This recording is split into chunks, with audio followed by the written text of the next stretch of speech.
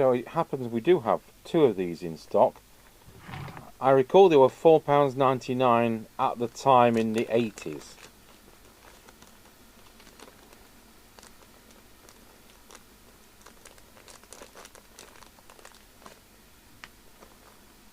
That was a fatter. Hitachi 3SK45.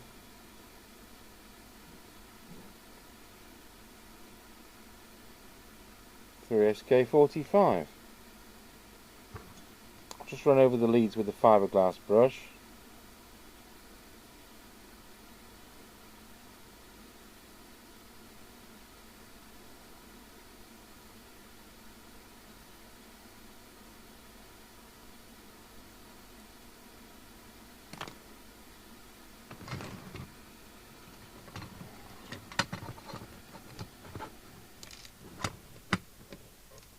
We're not restocking parts like this. Now I'm at the age I am. Once they've gone, they've gone.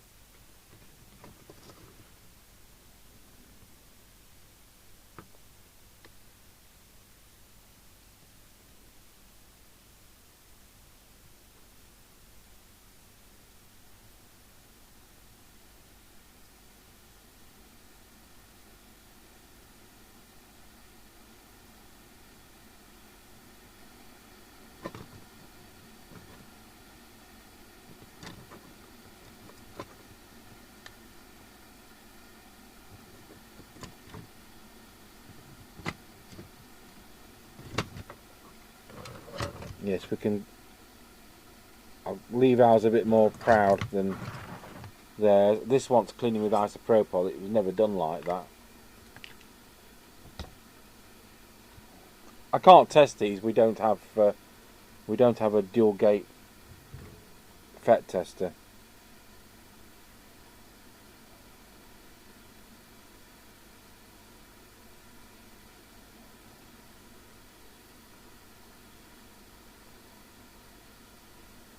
I think somebody's touched the aerial of this onto the aerial of a walkie-talkie and transmitted.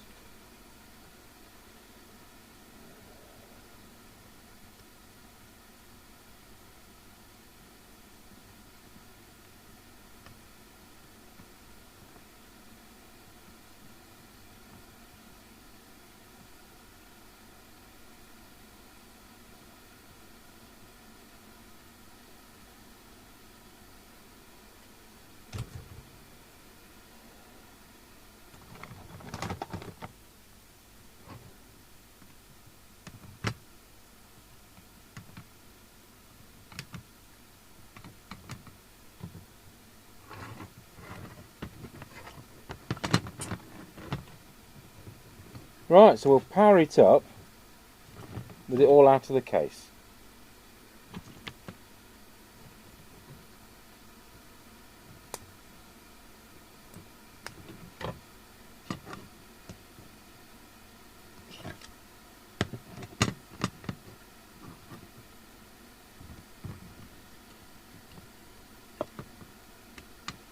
Check we've still got a noise.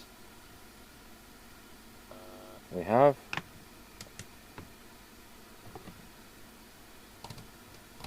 See if we've got any RF.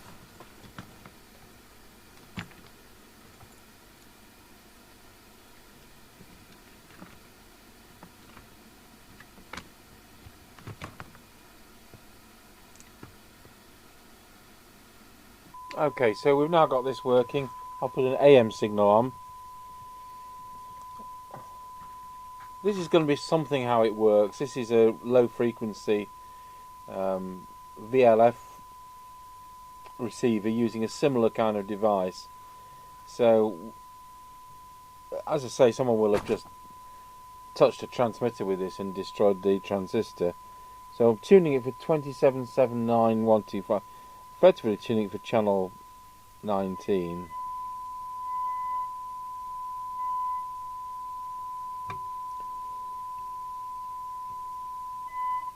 So of course this is designed to be pretty insensitive, because you already know where the person is, don't you, roughly, with these type of things.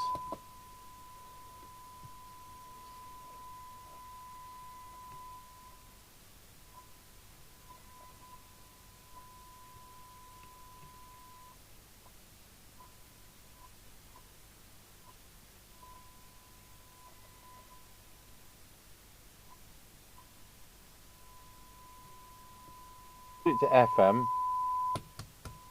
It's still there, but I think you've got a diode there as a detector. Right, so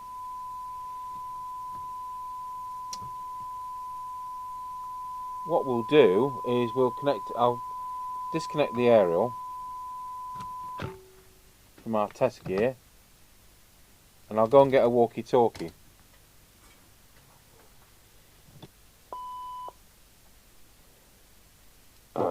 Oops, that was a bit pegging the needle, wasn't it? Let's see if I can call Mr. Chippy. Does this have low power?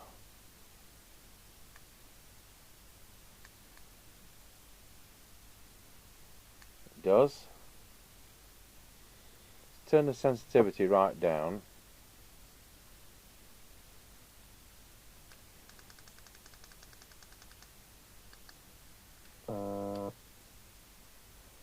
Tango 21, Mr. Chippy, do you copy?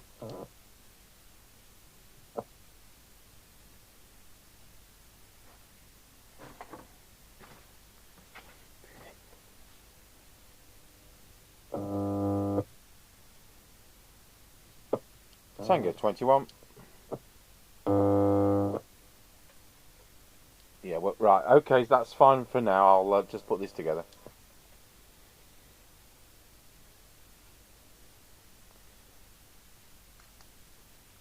Sorry, I'm talking on a different channel. Try again. Yep, Tango 21 from Mississippi. Yep, Roger. You can see this is working.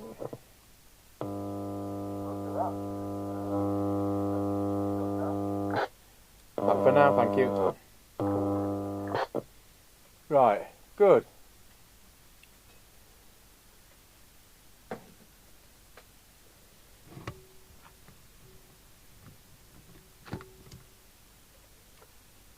Well, that proves that works.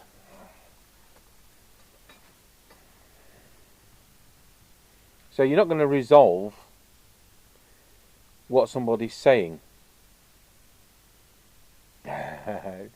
Don't think that for a moment, because it doesn't have an FM detector. It has a bit of an AM detector just to drive the meter. But that's not what it's there for.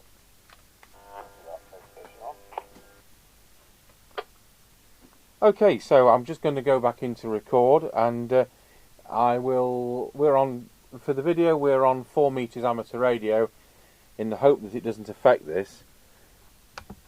1 2 1 2. Right, can you key up on the base station? Right, keyed up.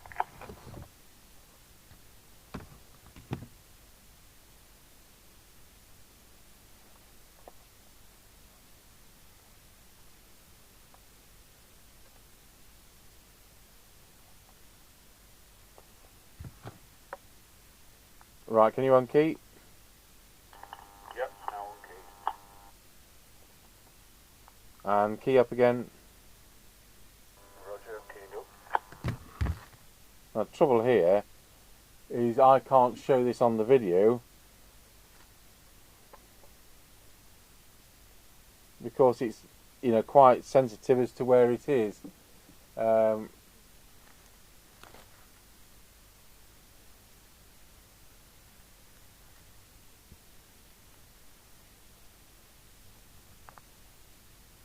Right, okay. Just go on to another channel, just for a laugh. Go on channel 1. Roger, forward now.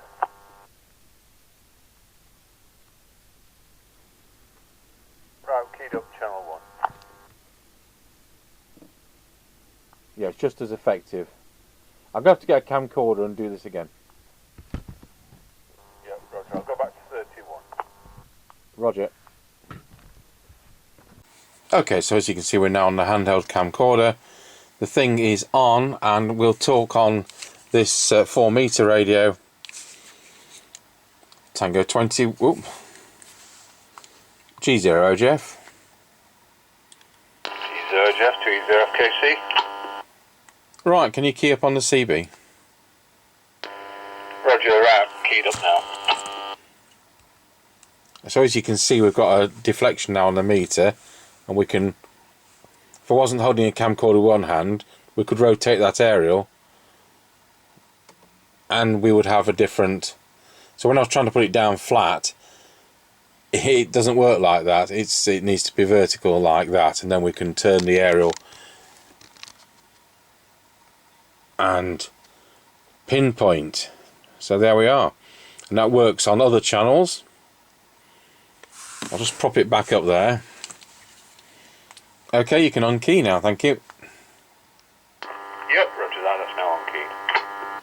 Yep, G0JF out, thank you. Yep, roger, no problem. 20FKC clear. So we couldn't, the trouble was we couldn't use CB to do this. We had to talk back on amateur radio. We could have used PMR 446, but that wasn't easier for us to do. So that's what we've done. So that's working absolutely fine. Obviously you can plug the earphone in. You heard it through our bench speaker. There's a little 1 watt amplifier inside. I don't want to be putting his earphone in my ear. And there we are. But don't think you can resolve people speaking. You can't. It's not what it's for. Good. Right, well, we'll go back to the overhead camera. So I found this. I found a data sheet for the 3SK45. It's not just doing these jobs, it's the research. We've put about 5 hours into this. And what can I charge him? You know, I can't charge him for £10 an hour, can I? Got a little demonstration circuit of what's typical. We've got this VLF circuit, which is typical of that kind of thing. Because I oversimplistic receivers I'm not well up on. And we've got this. So they're advertising it in, I think it was 1983. Here we are.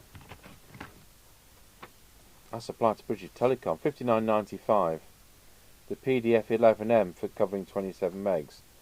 So it's looking for a signal, not necessarily a particular mode. With the other supply, I gave 50 meters for a transmission from 2 watts ERP. So we're actually, obviously that radio is running 4 watts, and he's probably about 30 yards away. So you've got a sensitivity control. Yeah, there you go. So that's what it did at the time, and then I found a review for Radio and Electronics World, August 1983. So there's a nice little review on it. So I had to do this research, and it says they'll be doing a VHF one in the near future, and it does say it covers 10 meters amateur band. But I've tuned this so that it's centered on CB channel 19, because that's probably what he's probably going to be wanting to use for. So I hope you found that rather unusual device. I'll send him all this stuff. It's nothing. These are nothing really to do with it, but they either go in my bin or they go back with it. But it's an interesting little item, and I'm glad I've been able to fix it for him. But somebody will have touched this with a walkie-talkie and destroyed it. So you've got to be careful that it is sensitive. There we are. Thanks for watching the AKD, whatever it's called, PDF11M from 1983.